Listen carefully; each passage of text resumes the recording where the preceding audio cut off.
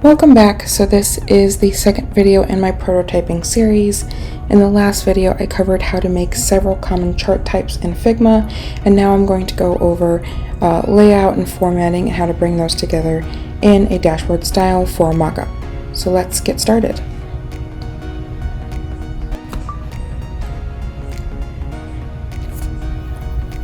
I will be recreating this dashboard mockup that you see on the left hand side here. All of the pieces again from scratch. I will probably speed up a few for time purposes, but wanted you to see what it looked like all coming together. Starting off, we're just going to make a background. Use the rectangle tool from the shapes tool, and then you can make it whatever dimensions you think are appropriate. I know that the one on the left is 1600 by 900 pixels, so we're going to start there. Change the fill. I want the background to be white.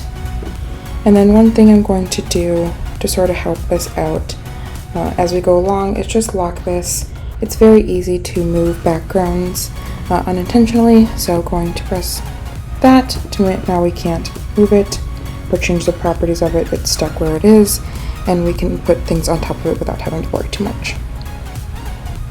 And I guess we'll just move left to right, top to bottom. So I'm going to start off with the dashboard title, bring up our text tool. I happen to know that one is in Poppins. And the main purpose of this part of the series is just to see the pieces come together and be able to talk through some tips and tricks on alignment and distribution, and like I said, locking the background and things like that you sort of just pick up over time. But a lot of this is going to be simple, so I try not to put real numbers in when I am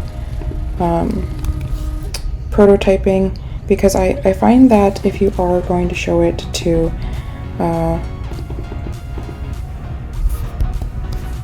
a client or your manager, they tend to get a little bit caught up in what the numbers are, and I find it to be a little distracting. So I like to make them fake wherever possible, just so when you do have a conversation about the mockup, you can talk mainly about structure and what metrics will be included, and not necessarily the meat of it. I can select things either straight on the canvas or from my layers panel. So I'm having a hard time getting to that date as of text box under here, just because the title text box is a little bigger. So I'm actually just going to select that from this panel and move it over. There's a couple ways I could have handled that. I could have also turned off the visibility on the title temporarily to make it easier to click, or I could have just zoomed in and then it would have been easier, but that's just the method that I chose at the time. Now we're going to make these background containers. So rectangle again. I want it to be about maybe that wide and that tall. Starting a little lower, probably.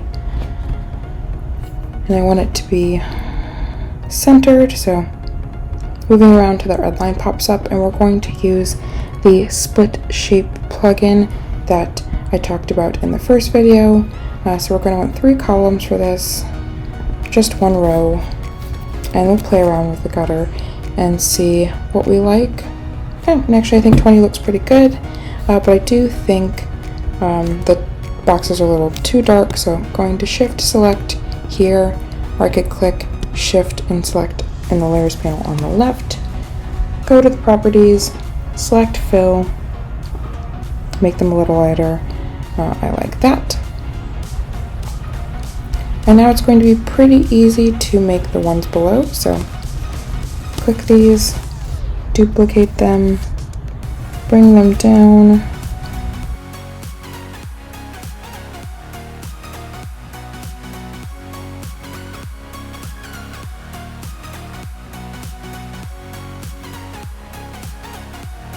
And one thing I'm going to do here is just select these and create a group.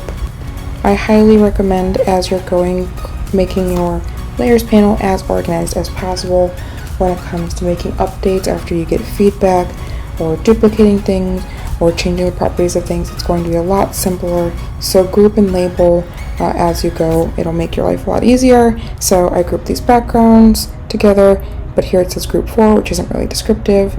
I'm just going to double click so I can change that to chart backgrounds or whatever makes sense for you. And now I can select them here all together. I can select them here and I'll select them all, which is great if I did need to quickly and easily change the background of all of them at the same time.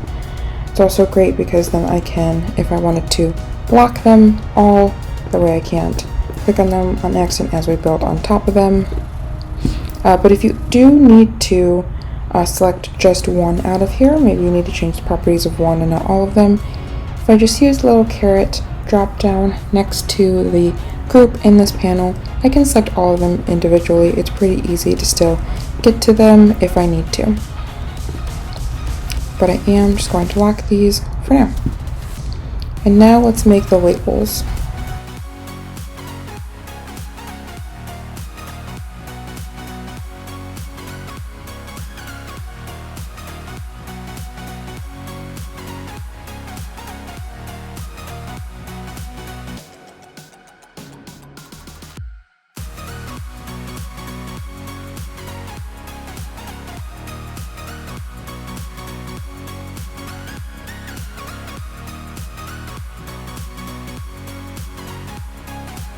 Let's just say I accidentally, made it all like this.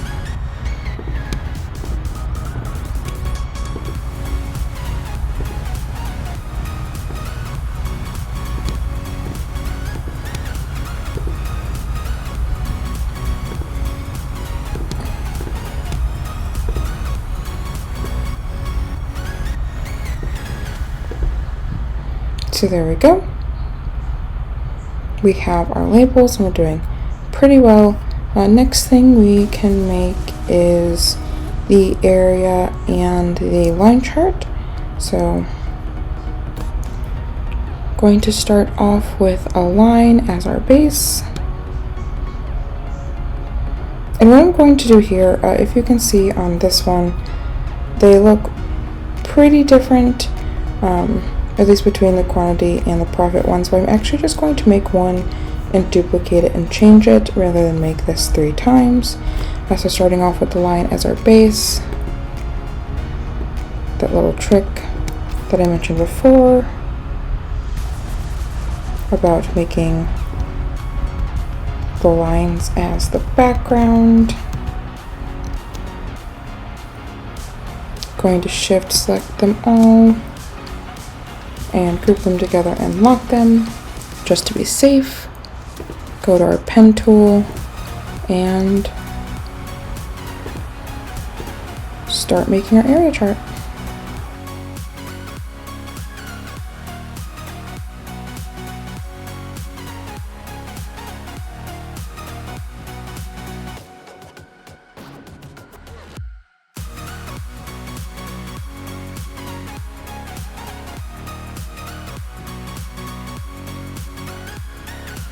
Great, so there we have an area chart, and I'm just going to make that not the line chart right now because, as you may have seen in the previous video, it's the exact same method, but instead of filling it, you're just going to use an outline and you aren't going to create that bottom portion.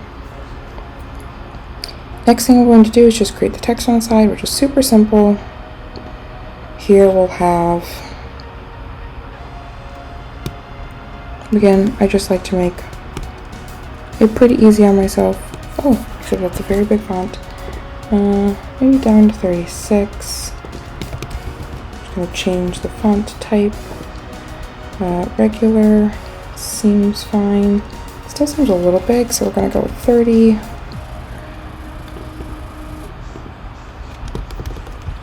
We'll play around with whatever settings make sense for the dashboard you're mocking up. Just going to put this here. Duplicate it, and then we're going to make the year-over-year portion below. This one's going to be smaller. 14 seems fine. Then to add the arrow indicator for year over year, we're just going to use a triangle or polygon from the shape tools. Click, it'll make one for us automatically.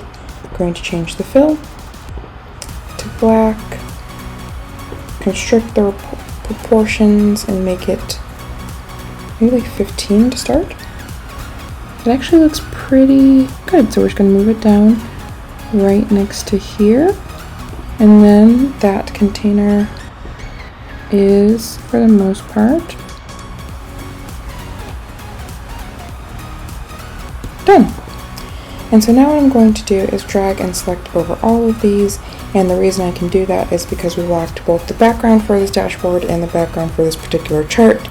Otherwise, when I drag and selected over those, it would have selected those as well. I'm going to click duplicate, move it over to this one. We can see it's the center. It's also aligned with the one on the left. Duplicate again, and then there we go. We have all of those charts really easily made. And you can leave them looking similar if you want to, if that bothers you. It's really easy to just double click, take some of these points, drag them to wherever you want to.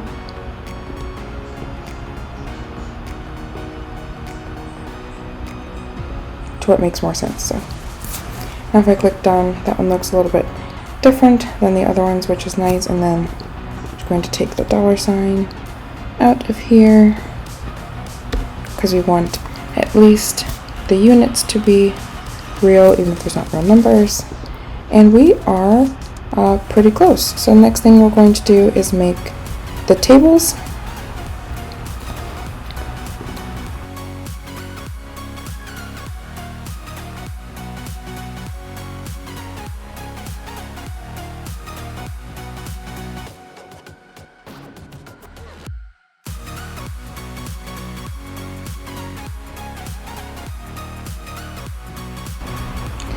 And one thing I just wanted to call out really quickly is you can see that I changed the setting on split shade a couple times.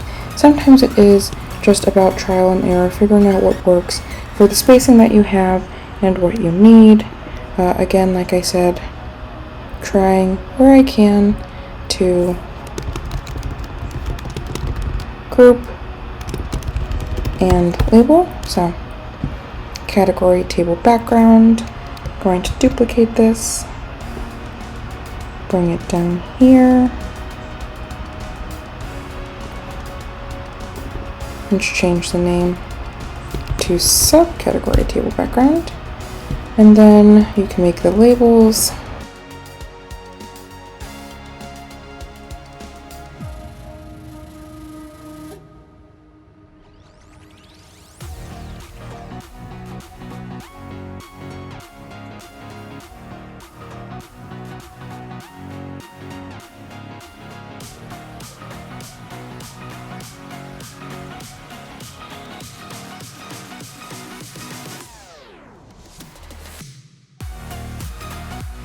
Here's where, like I said before, you can change just part of it. So I'm actually just going to change the C in it to sub with a lowercase c. So if you wanted to, you could have just changed the word, and there we go. And then keep me honest, I'm going to group and rename, like I said before. So these are the category table labels. I'm just going to select the rest of them.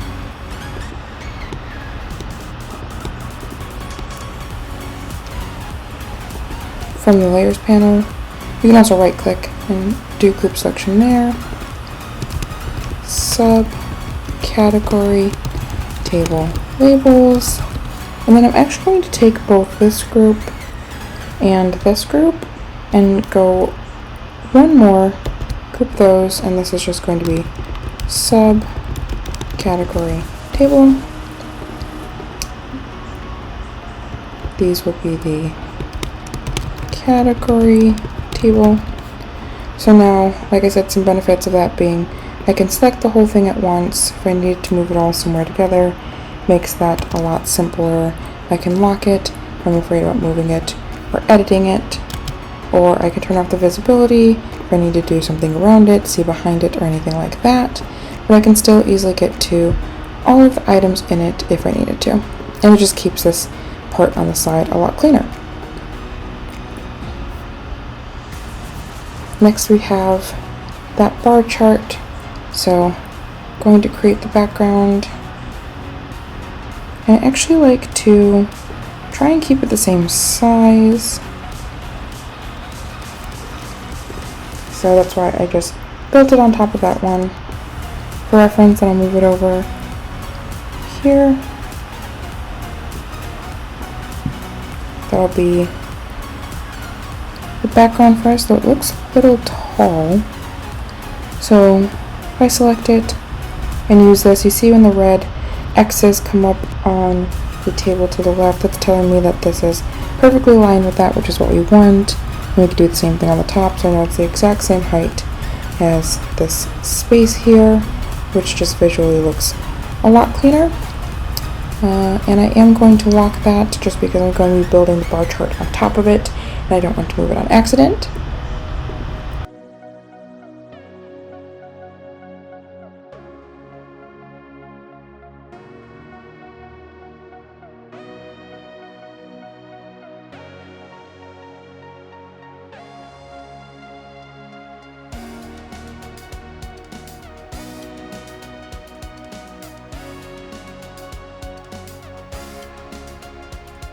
Labels aren't something that I think is extremely valuable to Mockup. Like I said, I think it can get distracting and it takes a lot of time without providing a ton of value in most places. So I will only be mocking up what you'll see here, which would be different products. If that's confusing though, sometimes I'll just add a number just to make it clear that these will be different products.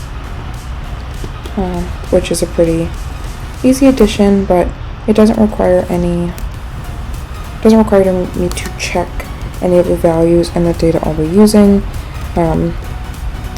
or making sure that the bars feel representative for those products. So that's why I like to go without labels.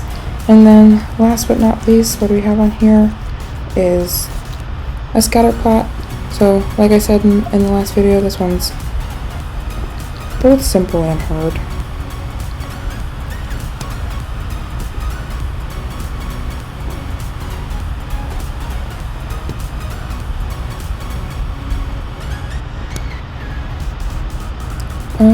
I thought I was making a line and I wasn't. Okay.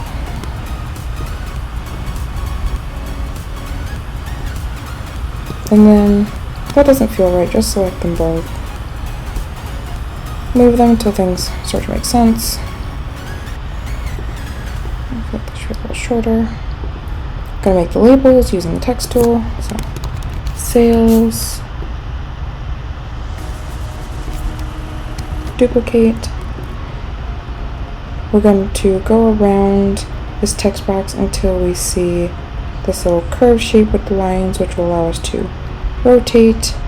If you press Shift while you're rotating, it does it at 15-degree intervals, so you know you can make have it be perfectly at a right angle. And change this to profit. And now we're going to make the circles. So I'm just going to start off with one. It's way too big. Constrain the proportions, make it smaller. So now it's 15 by 15. It seems too small.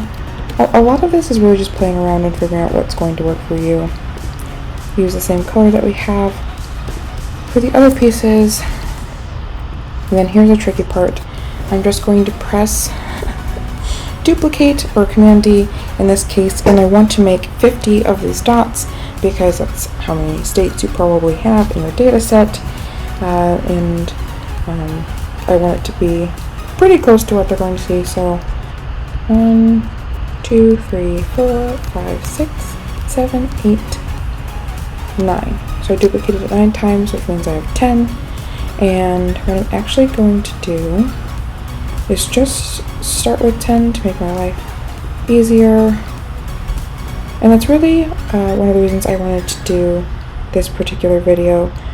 Most of the things that you saw in here are things you probably already know or saw in my last video as far as how to create things, but it's the little tips and tricks of how to do things more efficiently that I really wanted to share. So instead of making 50, I'm just going to make 10, grab all of those, duplicate them.